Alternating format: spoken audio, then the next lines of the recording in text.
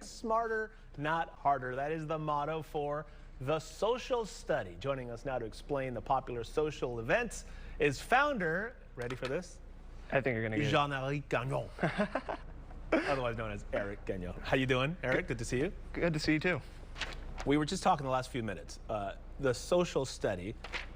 What is the concept behind this, and what exactly is it? Yeah, so the concept behind it is basically learning in a different environment while having a drink while doing it. What we do is we partner with different professors, researchers, and industry experts, and we bring them in for an hour talk at different bars and breweries.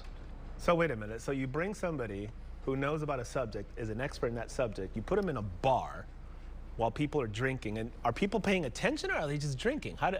You know, I'd say maybe? Yeah, on average, I'd say people average one drink. It's more focused around the learning and the social aspect than the drinking itself. Where did the idea for this come from? Yeah, so I've always been interested in learning. A lot of times that's through podcasts and different things, but after college, I realized I kind of missed the social aspect of college. I saw a similar concept popping up in different cities, and I saw that there wasn't one here, so I decided to start it myself. Wow, it's like a smart night out is what you call it, right? Exactly. So how do the events work? You have to sign up for it, then you show up, and it seemed from the videos that it's slightly more organized than just walking into a bar and there's a guy at the end like, hey man, let me tell you about when I discovered something. It's not just that, right? No, it's definitely not that. How it works is tickets drop a month before the event, Sunday at 10 a.m. Okay. We tend to sell out pretty quickly. We don't release where the venue is until after you buy a ticket. Really? To prevent walk-ups, and from there, it's doors open at 6, lecture starts at 7, and goes for about an hour. Okay, so give me an example. Who spoke at your last event? What was the subject matter? So at the last event, it was different than our normal events. It was pretty special. We actually partnered with the San Diego Symphony. Each ticket came with a ticket to the symphony tomorrow night. We actually had their first string violin and their and their lead sound engineer come in and talk about their expertise and how it works with them. Is there a Q&A or do people just listen?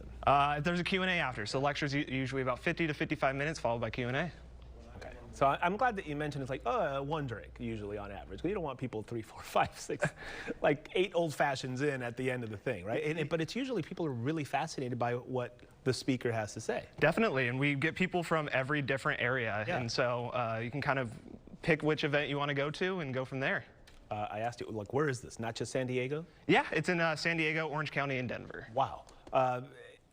Can you pick your favorite speaker so far? How long has this been going on, by the way? So we started in June. So it's only about 6, 7 months in. Yeah, exactly. Wow. Do you have a favorite speaker so far? Can you pick? That's a really tough one to say. What I can say is that we really started off with a bang in June. We actually had Jules Jaffe from UCSD come in, and he helped discover the Titanic. He built the imaging system. Wow. And so we were able to start off with a bang with that.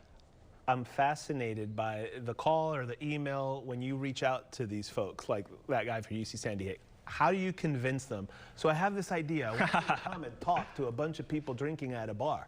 How do you convince them that this is a legit thing and it's actually good? It's easier than you think a lot of the times. They just want to get their research out to the public, and a lot of times because we have quite a few followers on Instagram and stuff like that, it seems like a good way for them to get it out.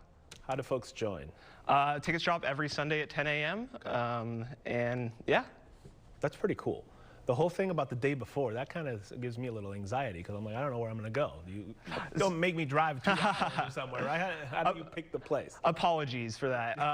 The location isn't released the day before. It's released once you buy the ticket. Oh, once you buy the ticket. Correct. It's unveiled to you. Yeah. Got it. Most of the upcoming San Diego events, they're sold out already. So obviously you've hit a nerve with this and people want something like this.